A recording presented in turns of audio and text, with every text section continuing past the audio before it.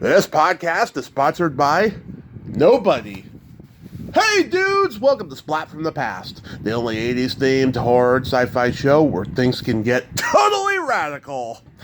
Oh, I am so excited for today's guest because, it's going to be awesome. I'm going to be talking to Jennifer Keaton from Family Ties herself, Tina Yothers, and I am so excited. I mean, I grew up watching Family Ties. That show ran from 1982 to 1989, made Michael J. Fox a star, Justine Bateman a star. I mean, I just friggin' love that show, and we're going to talk today.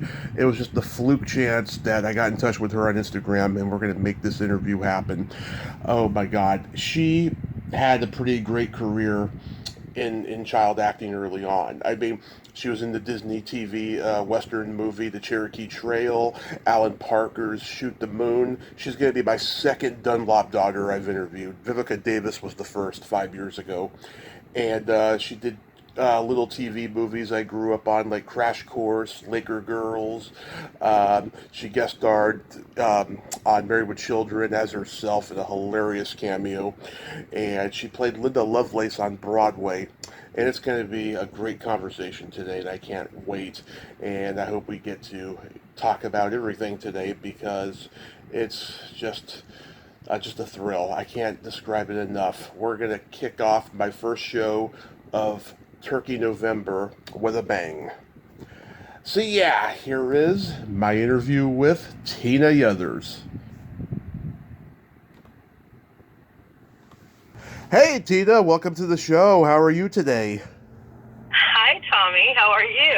Oh, I am so thrilled to be talking with you today. It is such an amazing honor as a latchkey kid from way back when. I thank you so much for taking the time today. I'm such a huge fan. You're welcome. Thanks for having me.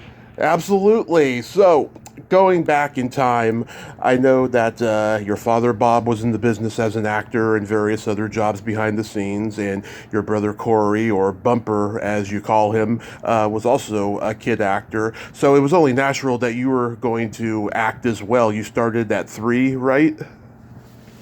Yeah, I mean, yes, I did my first commercial when I was around 3. Yes. Yeah. I don't remember any of it, but tell me I did. Do you at least know what the product was? I think it was some sort of telephone company, like Pacific Bell used to be a telephone company. Oh yes. And I think it was Pacific Bell. My mother worked for Pacific Bell, as a matter of fact. Oh, how funny. Yeah, that's... Yeah, so yeah, I did a commercial, and then my older brother, Randy, he did a lot of work before I was even born. He was in the Return to Witch Mountain movies. Oh, yeah. Betty Davis. He did dozens of commercials. He was like a commercial king for a while. But yeah, so it was just in the family. It was what we did, and we would get picked up from school or whatever, and just head to Hollywood. Yeah, and your brother Corey was in one of my favorite movies of all time. Can you guess which one? Dreamscape. Yes, yes. I watch it a few times a year. I love it. It still holds up, and it's so underrated. Oh, yeah, it was exciting for him to do that. Dennis Quaid was amazing, and Kate Capshaw. He had a great experience with them. Yeah, did you get to be on set at all? No, I never. Maybe. I don't remember. I don't know. I don't remember. Yeah, I was shot over there in Stockton. I've actually seen some of the locations over there when I've visited Stockton. Okay, you're in Northern California, yeah? Yes, I'm born and raised in the Bay Area, and I was in Redding for 6 years. Now I'm in Modesto, and I go to that area a lot. Okay. For various things. Awesome. Yeah. So in 1981, you were in The Cherokee Trail, which was a Disney TV Western movie. Do you remember anything from that? Oh, I do. I love that. That was so much fun. We had it was all filmed on the Disney Ranch, and it was beautiful, and there were horses, and it was awesome. It was awesome. I loved doing the Western. It was so much fun. And then I had a meeting with Gary Goldberg about Family Ties. Right. And, I mean, I say this like, you know, I'm an adult taking meetings. Yeah. I was 8. And basically, he had seen Shoot the Moon, Mm-hmm. I did before Cherokee Trail, and he offered me a role to be, you know, the youngest daughter on this sitcom. And he told me a little bit about the concept, and I was like, I was just working with horses. Like, I don't think Yeah. interested in sitting around a kitchen table or, you know. So basically I had to make the choice between the two because Cherokee Trail was they weren't sure what was going to happen with it, and they wanted to pick it up for a couple more episodes. And then my parents basically decided that Family Ties would have been the better option, and they were right, because Cherokee Trail, I think it ended up going to Australia, and they did like a couple episodes there, and then it just nothing ever else came of it. But it was fun. It was a really cool experience. Awesome. Yeah, you got to work with Mrs. Bueller herself, Cindy Pickett. Yes. Yeah, was she cool? She was lovely. Oh, she was lovely. Yeah, for sure. Yeah. I honestly, I've never worked with anyone that was Difficult. difficult. Never, ever. So I'm very fortunate.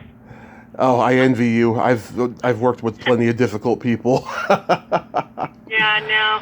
The sets that I've been on were just run by amazing people. The producers, the production, everyone from security to the head honchos. Everyone's been amazing. Nice. So It doesn't make for any drama or, you know, good stories as far as that's concerned, but it's true. So you're my second Dunlap girl from Shoot the Moon. I talked to Vivica Davis in 2018. She was my 100th guest at that time. Oh, okay, awesome. Yeah. What was she like to work with?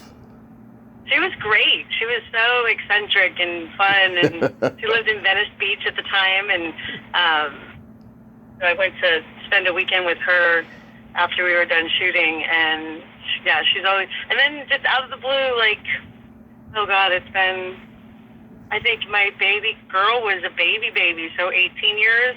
Yeah. She called me, and she's like, hey, what's going on? I'm in the area. I'm like, okay. And she goes, I'd love to see you. And I'm like, okay, come on by. And she ended up staying for a couple days.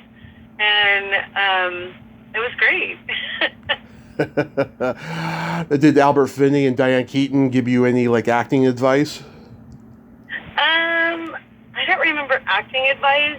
I remember them being, like, I knew they were special. Like, they had just this presence. Yeah. About them both. I mean, different, but equally as impressive.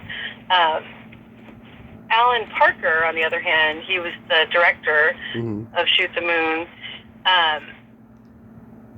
Fame had just come out when we were filming Shoot the Moon, and so we went as a group to see it in the theaters. Right. No, I mean, back in the 70s and 80s, we watched some content that, you know, was not rated at the time. So Yeah. it was an eye-opener, to say the least. Oh yeah, do you remember you'd see a movie on like CBS or ABC, and they would cut nudity, of course, but they would leave the language in. Yes. Yeah, I miss those days. Those were the good old days. I know, right? Oh my God, I was watching I was watching clips of a movie when it was on CBS back in the early '80s, and I was like, wow, I can't believe they left that in back then. Yeah, and we had so much censorship too. We had a full-time censor on set at all times, so that we weren't out of, you know, we wouldn't break the censorship laws as far as, you know, television was concerned. But yeah, definitely a lot different Yeah, during COVID, my mom gave us a list of movies to watch, the kids, and we'd sit down. We watched a lot of movies, and then we got to the point where we were watching like specific actors. So we would pick like Ben Stiller and watch all of his movies. Yeah, and it was great. It was great. But she gave us like a bunch of old movies, and my kids, my daughter's 18 now, and my son's 16. So this was a couple years ago. Yeah. Few years ago, and one of the first movies was Blazing Saddles. I mean, yeah.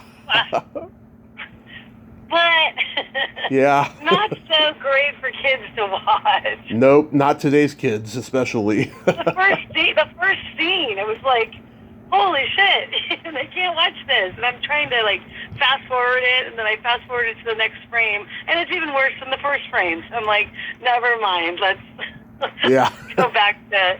But I don't know, it made some pretty cool people out of it, out of that content that we were exposed to. Oh yeah. Yeah. But I don't know if this new group can handle it. No, I don't think so. Maybe when they're older, but just not right now, with what's going on in the world today, sadly. Yeah, I mean, was Finney intimidating at all? Because he was so commanding on screen in every role he ever played. I'm sorry, I missed who you were talking about. Oh, Albert Finney. Was he intimidating at all? Because he was so commanding on screen. No, he was a big teddy bear. Oh. He would he'd just come up to the girls, all of us, and just like pick us up and throw us over his shoulder, and just totally fun guy. Yeah. Oh, so I was telling you about Alan Parker. Right. Went to see Fame, and Irene Cara, she takes her top off, and we were like, why is she doing this? And then we were filming a scene where I was on the toilet. Yeah. And then there was something else. Oh, he wanted me to do something. He asked me, what, I'd like you to try this or do something. And I said, look, Alan, and here I am 7 years old. I said, look, Alan, I'll sit on the toilet for you. Uh-huh. I'll say a bad word for you, but I'm not taking my top off. Yeah, that's weird. No, it was funny. I was like, I saw Irene Cara do it in Fame. Right. I set the boundaries with Alan Parker as a 7-year-old. That's good. That's good. So, is it true that you were like the first person cast for Family Ties? I've heard that. I think they had Meredith in the bag. I think she was the first. Yeah. Do you know if maybe you were up against other kid actors of your generation that we would know? I don't think so. I did a lot of auditions, and there were a group that was the same kids, for certain types, and I was definitely a type, a girl, young, so we would run into the same people. But no, I don't remember ever having anyone. I remember it being a meeting with Gary Goldberg in his office, and basically, do you want to do it? Are you interested? And I remember my dad had a beeper, and we left Paramount, and we got about halfway to the freeway, and his beeper went off, and it was my agent. And so he pulled into a Pioneer Chicken payphone, because this is 1982, 82 maybe, 81, somewhere around there. And so he pulls into the Pioneer Chicken payphone and calls my agent, and he just turns around and looks at me in the car, and he gives me a thumbs up. Yeah. We get in the car, and he's like, they want you to do this series, this pilot. And I was like, okay, cool. Nice. Did we get chicken? What was Jennifer like you in any way? Oh yeah, we had a lot of similarities, and as you grow on a show, like they really take like your personality and your character and definitely weave it in. And I had so many interests that I wasn't an athlete, so Jennifer was more of an athlete than I ever was. Yeah.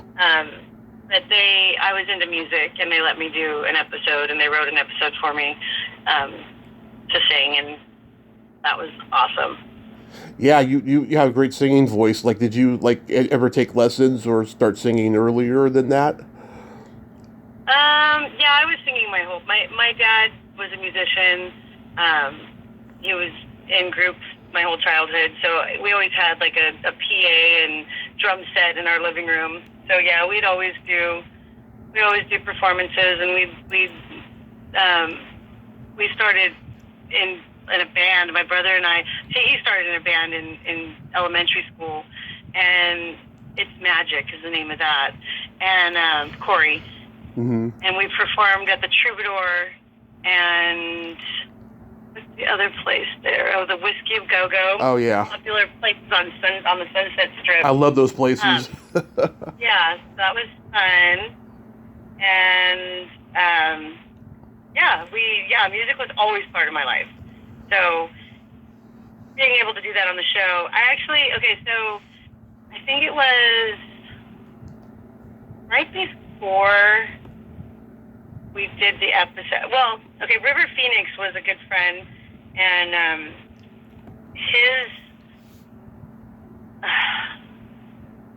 he was a chaperone. He was a friend of the family, and his name was Greg Penny. And Greg Penny was a music producer, and he would bring River to the set. And so we'd automatically start talking about music, and so I ended up working with him, and he was like my first professional, I would say, experience with music. And Greg Penny has gone on to be a Grammy Award-winning producer that I know he produced Katie Lang's album. He's just genius musically. And so he started giving me vocal lessons, and I started cutting demos for him. He'd write songs, and I would cut the demos for him, and it was fun. Music has always been a part of my life, and I love it so much. Me too. My dad's a musician. He had a rock band when I was a kid. He tried to teach me to play guitar, but my fingers were too stubby. And I tried to do drums a little bit in high school, but they didn't want me to. They didn't want me to play drums in the house, because it would be too loud and stuff. So then I just accepted. Okay, I'm not musically inclined, so I'll just listen. Yeah, well, hey, music needs listeners too. Exactly. So, Family Ties and Cheers, they're both Paramount shows that hit NBC in the fall of '82. And at that time, Different Strokes, Facts of Life, and Give Me a Break are like the NBC hits, but they're kind of more fluff pieces, with the occasional issue explored. But it seemed like Family Ties was a little bit more, Norman Lear-esque in exploring, different types of issues. And it was like a couple of years before you guys took off, right? Yeah, for sure. We touched on a lot of things that people, I was a kid, so I didn't pay attention to, the effect it would have on people. But after the fact, in my adulthood, people would come up to me all the time saying, "Oh my God, this episode, it saved me from this or that," or we definitely, and just the concept of having the liberal parents and Alex P. Keaton, and it's something that would I think benefit people now to have the conversation of the difference, and then come back to the love of family, and get along. Like right now, it's so far gone and lost that if you have a different opinion from someone, then you're evil or you're stupid or you're so many names being flung around that it's a really bad place for people. So I think Family Ties would do great right now. I think so too. A breath of fresh air. I think so too. I just think the younger generations were like, this is so 80s. It may be 80s, but listen to what they're saying and what they're talking about, because it still holds up today. For sure. extremely well written show. Writers are the best, the best. And they've gone on to do amazing work after Family Ties. But it was a whole family. It really was. Gary Goldberg, he ran a tight ship. He didn't allow anyone to get above themselves or. I never saw it. I never saw any kind of rifts between anybody. Ego. I never. It was always just, you know what? We'd laugh. We'd have such a great time together. It really was. I mean, and, you know, there might have been drama, but I wasn't a part of it, and I was definitely shielded from it, for sure, because I was a kid. I had 100 moms and dads looking after me and making sure that I was on track. So yeah, it was a great experience. It really was. And being there on the Paramount lot, you probably saw Taxi and Laverne Shirley and Happy Days being filmed there too. For sure, all of them. My favorite was Solid Gold. Yeah. They shot a few stages down from us, and it was amazing to see all of the performers come through there. That made my childhood. Mm-hmm. I met everybody on the set of Solid Gold. Oh yeah, I watched Solid Gold like right at the end when I was old enough to remember. I watched it. It was a great show, and there's, you know, some clips and episodes on YouTube that I go back to every now and then. The dancers were all my friends. It was great. Yeah. I can imagine coming back from Europe in the summer of 1985 of shooting Family Ties in Europe. I can imagine Back to the Future and Teen Wolf coming out, and the next thing you know, Michael's a huge movie star. Was it crazy around the studio after that? Was he like being mobbed by girls? It was pretty crazy, and I would get girls come up to me and like grab my arm and say, "Oh my God, you touched Michael J. Fox." I'm like, "Yeah, he's my brother." Ew. Little ew David moment. Yeah, you know, he's endorsing Pepsi, and just he's everywhere after that. And of course, Scott Valentine comes on as Nick, and I think he was so great as that character. He was. He's an amazing guy also. Yeah, he and we've been going back and forth a couple of years about doing an interview. We may do it in the future, I don't know. But I've had Mark on, and Mark's a great guy. Mark is hilarious. Yeah. Yeah, we did a show together. I introduced him at the Improv. Oh yeah, I remember when you hosted an evening at the Improv. Yeah, it was great. It was actually... It was him and his father, Al Burney. Yes. Yeah. So he ended up staying at the house for a couple days after that. Mm-hmm. He's a great guy. Mark is one of the good ones. One of the good ones. That is true. Were you ever disappointed that you never got an Emmy nomination? No. I never went to prom. Homecoming, but I went to the Emmys, and I went to the American Music Awards, and I went. You know, I had my perks. So no, I wasn't. And you did win a Young Artist Award. I won a couple awards, but yeah, awards don't really mean anything to me. It's the work. It's the accomplishments. Mm-hmm. So what are your favorite episodes? Well, I always enjoyed having kids my own age come on, because I didn't really have access to relationships with kids my own age. Mm-hmm. So whenever River was on the show, or Will Wheaton was on the show, oh yeah, those were great times, because we'd totally hang out and go to lunch, and we had school together, so they would come in to my classroom and we would tutor together. Those were always my favorite, and I wish they would write more. I had like some, I think the Valley Girl episode was fun to do. Yeah. My friend Allison Croft was in that episode. Okay. Yeah. That's right. Love her. Yeah, she had that really Yeah. bad 80s hairdo. Oh, Yeah. MTV awarded me the worst hair of the 80s. Oh, So I think your hair was great when it became really 80s and stuff. it was big. I remember they're all like, "Oh, you get Bruce Springsteen for the party," and you're like, "No, I got another guy. He was born in the USA." Yeah, no, they wrote some really great one-liners for Jennifer, for sure. I have so many favorite episodes. I love the John Randolph episode where he's Grandpa. I never killed for my father. I love it when Alex and Grandpa are having that Nixon conversation that Steven's heard a million times. So he goes into the next room and yells, "He wasn't framed." Yes. Uh, No, I still, we have Peacock. I think it's Peacock.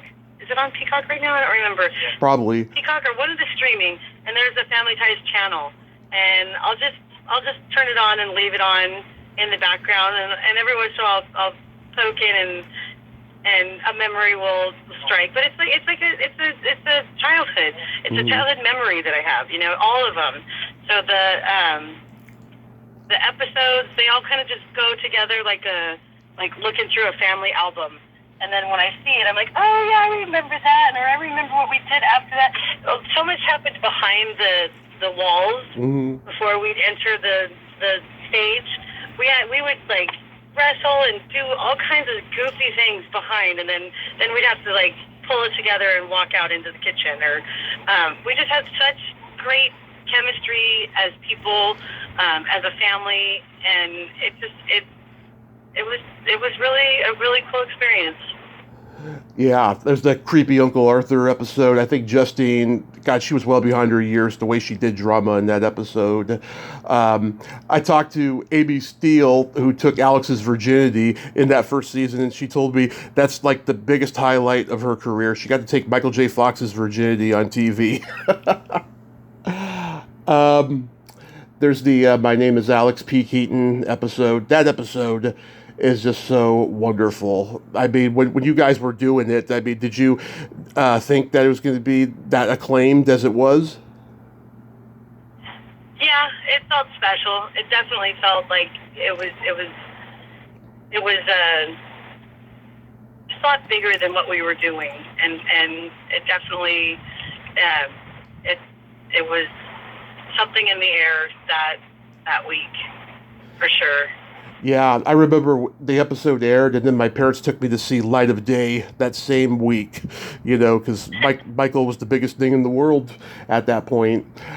Of course, there's that legendary three-parter in the last season where Steven has the heart attack, and in the second episode, he wakes up to Nick standing over him with that creepy smile, and then he rubs his forehead and kisses it. Great moments. Great moment. Yeah, didn't he like ad-lib it or something? I don't recall, but probably there were so many times that took place, and just Michael Gross is one of the best comedic actors I've ever been around. He's a goofball, and he just has such great timing, and it was epic for sure. Yeah, Tom Hanks play Uncle Ned on there. God, he reminds me of my brother when he's drunk in that episode. I mean, like to a T. I mean, Tom Hanks is such a great actor, and even then he was. Oh, for sure.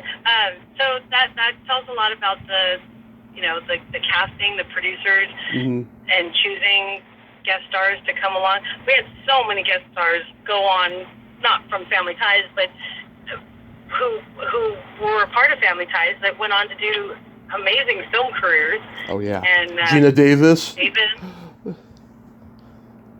Remember? You had Gina Davis on there. She even had a spin-off of that character, remember? Yeah. Yeah, with Bill Maher was on there and Bronson Pinchot before Perfect Strangers. Yeah. And Timothy Busfield was on there. Crispin Glover just before Back to the Future. Yeah. You guys had so many talented people on there. So many. You got to compete in Battle of the Network Stars. How was that experience? You know what? My parents, like, they signed me up for anything and everything. Mm-hmm. I was doing Circus of the Stars, Yeah. Battle of the Network Stars, Easter in Rome with Andy Williams. If it was on my downtime, Tina Yothers was a part of it. So they were fun. It was a chance to hang out with, you know, some other people in the industry and make some friendships. I became really good friends with Alfonso Ribeiro. Oh yeah. Through Circus of the Stars, and then Willie Ames also. Willie Ames, we ended up. My husband went boar hunting with him in Florida. So we made some good friendships throughout those fun experiences. And I'm very competitive, so it worked out. I was able to compete. Do you remember arm wrestling Dan Miller on the Pat Sajak show?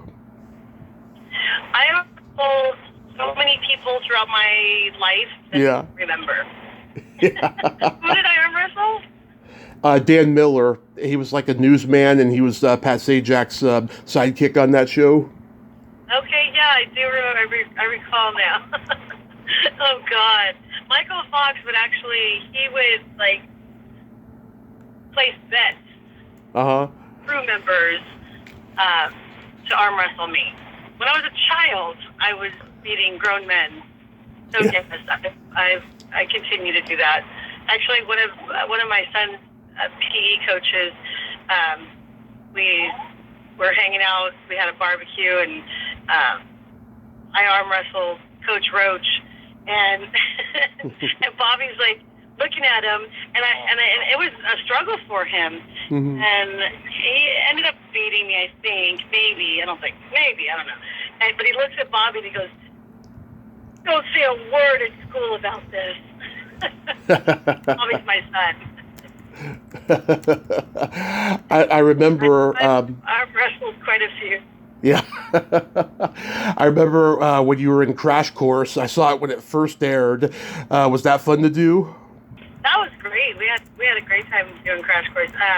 Became really good friends with Brian Bloom. Did I lose you? Yeah, there was Alyssa Milano, Rob Stone, Olivia Diabo, Dick Butkiss, who we just lost, Edie McClurg, Jack A, of course, who was hilarious. Yes, that was...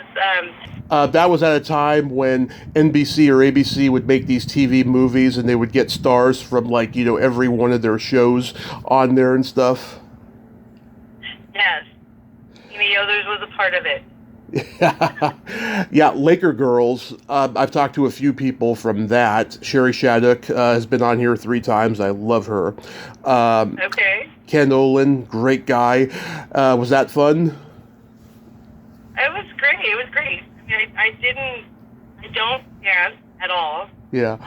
So that was a challenge for me, but it was fun. It was lighthearted fun. Yeah. Are you really a Laker fan? No. I'm not I shouldn't say that. I'm not a basketball. I pretty much only watch hockey. Oh, you're mostly a hockey fan? Yes.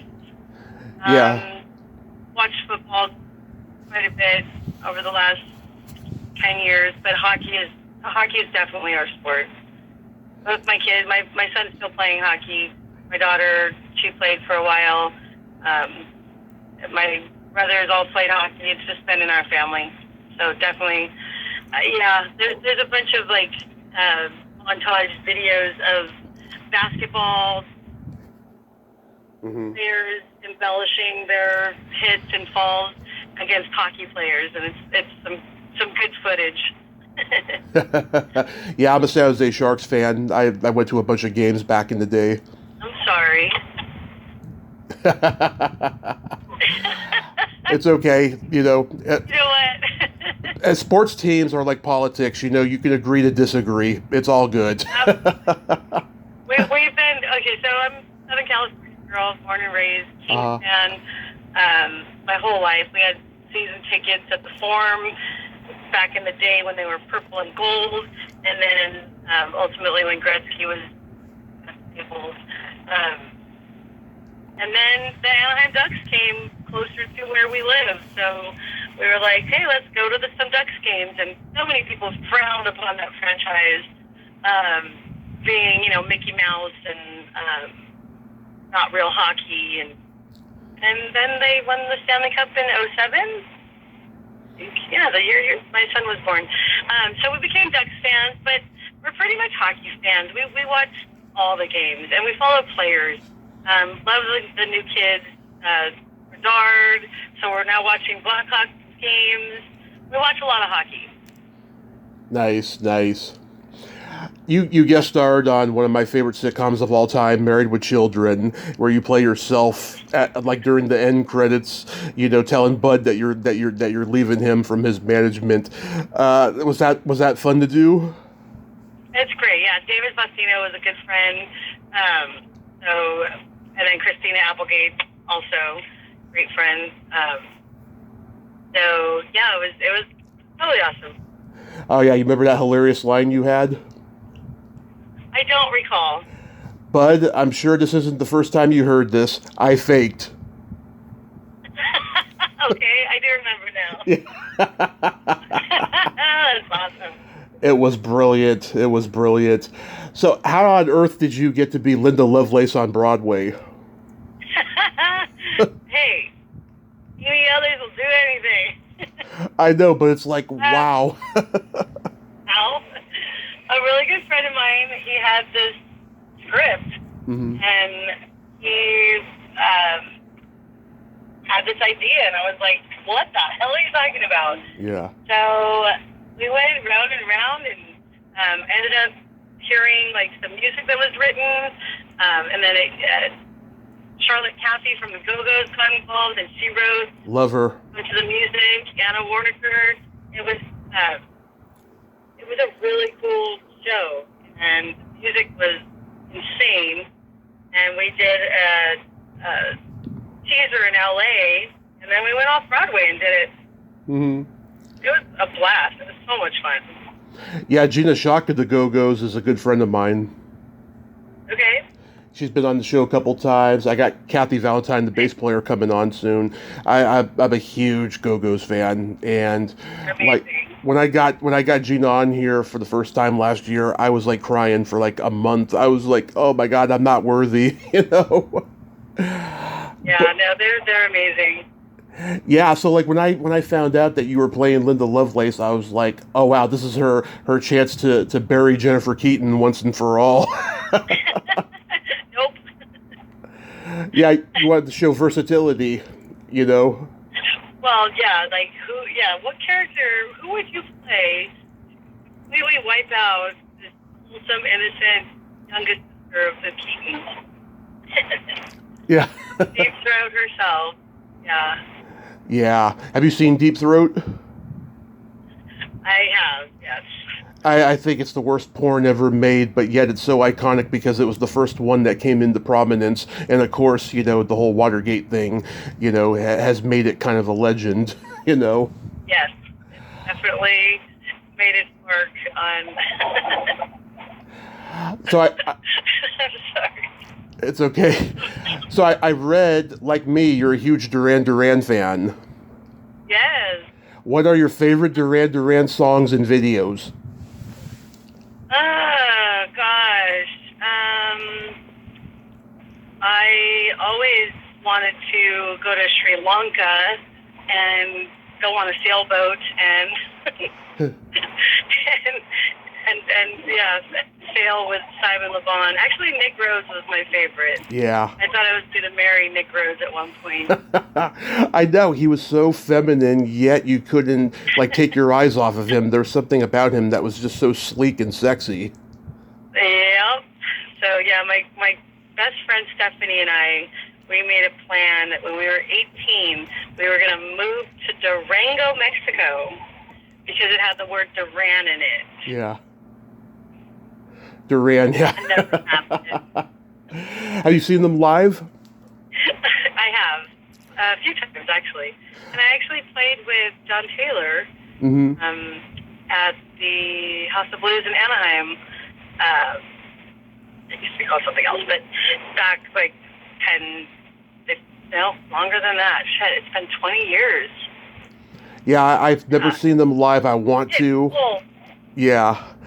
But like I'm always in the wrong place at the wrong time every time that they're coming to town and stuff. But hopefully in the future I'll get to see them. But like my favorites, I mean, I love most of their hits, but like two that I can go back to over and over again and they never get old are "Careless Memories" and "New Moon on Monday." Great song. Great song. Such good music. I mean, just the bass alone is just remarkable. I liked them because I like Snake Rhodes and I like John Taylor and I like Simon Le Bon. But listening to their music, it's really good. Are you a Bengals fan? Love the Bengals. Yeah. Probably my favorite, band as far as women musicians go.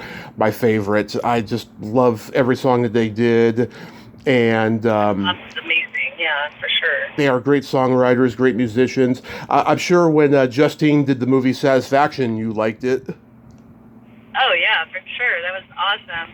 And also Michael's. Oh God, what's it called with Joan Jett? Oh, Light of Day, which I mentioned. Yes, Light of Day, yes. So she came to the set quite a bit. That was awesome. Oh, yeah? Yeah, and so then after Solid Gold, Arsenio Hall took over that set. Right. So, and then it just turned into any musical guest that would perform on Arsenio Hall, I would go over and meet and then invite them back to the stage and they'd be like, oh my God, I want to see Family Ties. I'm like, whatever, it's over there, it's boring. I want to hear you sing again. And so I was always entertained with musical guests from Arsenio and from Solid Gold. Did you go on Arsenio? I did. I did an interview with Arsenio. Yeah, I used to watch in the early years. I'd watch on like Friday nights. That was the only night that I could stay up late in my earlier years. And then by the time I was like 8 or 9, because I was 5.5 when the show came on. When I was like 8 or 9, I could stay up late all the time because I was doing well in school, And so I'd watch, like any night of the week. I have a vague recollection of you going on Arsenio. That's why I had to ask. Yes. So what do you got going on these days? So, like I said, I have kids, so I'm a mom. Right. Mom, and I'm pretty much an Uber driver to and from practice and games. I'm not a registered Uber driver. It's a joke. I'm driving my kid around. We're on our way to Irvine right now. Yeah, that's so cool. Yeah, would you become a licensed Uber driver? No, because I have road rage beyond road rage. And I flip people off and I scream. I had a girl that I didn't even cut her off. I was verging onto the toll road and this girl was so mad at me. She pulled over around me and she was screaming at me and my kids were in the car and I'm like, I know I shouldn't do this. And I'm yelling back, no, lady, just chill out. And she has this trendy, big, huge Starbucks drink. Yeah. And she throws it across her car. Yeah. Like she's going to throw it at me, but her window was up. Huh. And it's just, the caramel macchiato was just dripping down her window. And it was pretty amazing and awesome.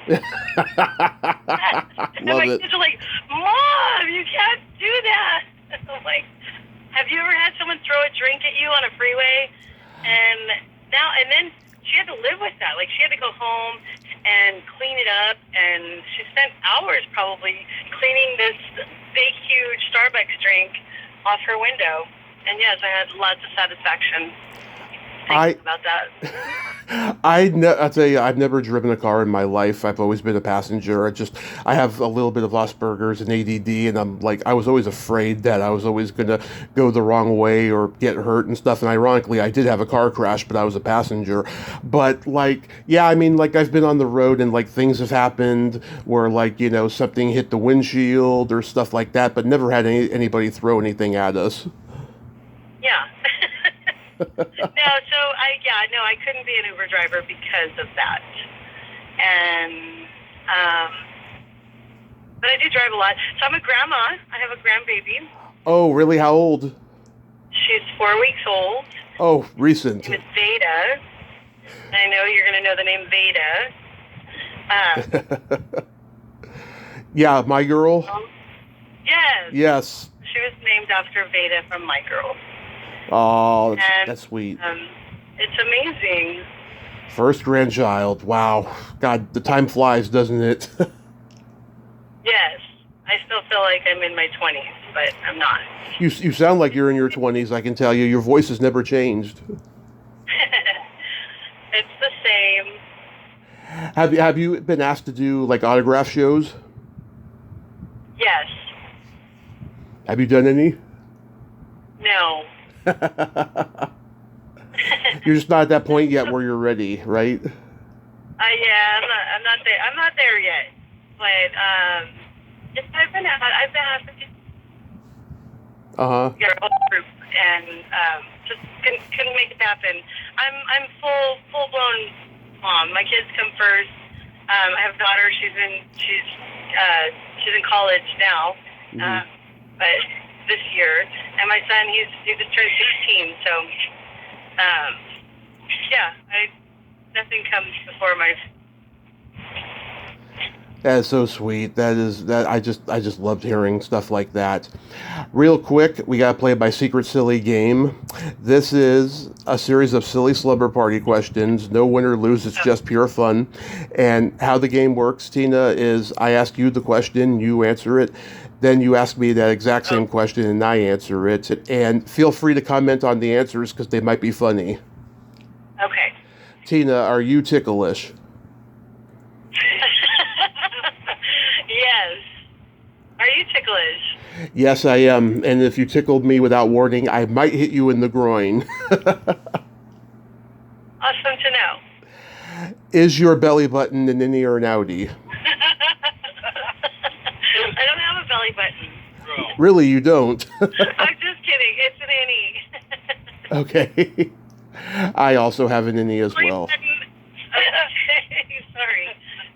Sorry. What color are your toenails painted? Black. What color are your toenails painted? They're not painted right now, but last time they were lavender purple. And for the record, my mom hates seeing black on my toenails. Oh, so does my son, but I always wear black. Oh, it's not a bad color if it's done right and shiny and all, you know. What would you say is your best personality trait?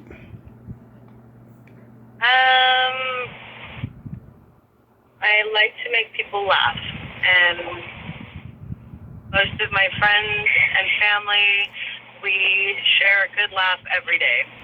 Ah, love it. I have empathy and I have no filter. I have no filter as well, sorry. Yeah. I love it. I am filterless. I love it. Jennifer Keaton is not so innocent. Definitely not. And then my favorite question, is there a stinky smell that just makes you gag? Yes. My son's hockey gear, my son's farts, my son's breath sometimes. Is there a smell? Is there a smell that makes you gag? Either farts or feet. I haven't smelled stinky feet in a long time. Luckily, my son's feet don't stink. Even if the hockey gear is dirty? Yeah, no, that stuff smells like a dead body. I clean it quite often, though. So. I can't stomach it. We drive sometimes, and it's in the car for a tournament. Yeah. You have to have it back there, and it's pretty bad. Get him to clean it from now on. He's old enough. You would think. Tina, thank you so much for coming on today. I gotta tell you, as soon as we hang up, I'm gonna cry because dreams really do come true. This just means a lot to me. Oh, you're welcome. Thank you for having me. Yes, I hope you and the family have a happy holiday season and be safe out there, and I'll see you on Instagram. Okay. We'll see you soon. Thank you. Bye-bye. Bye. Well, there you have it. Tina Yothers, ain't she a sweetheart? Oh my God, devoted family woman, no filter, funny. Oh my God, I'm so glad that we could make that happen today. I cherished that time. She was like one of the guys. I loved talking with her today. Well, until next time, this is Tommy Throwback Kovac saying, there's no shame in living in the past because the present sucks. Later, dudes. What would you do, baby, without love? Sha-na-na-na. Okay, I'll stop now.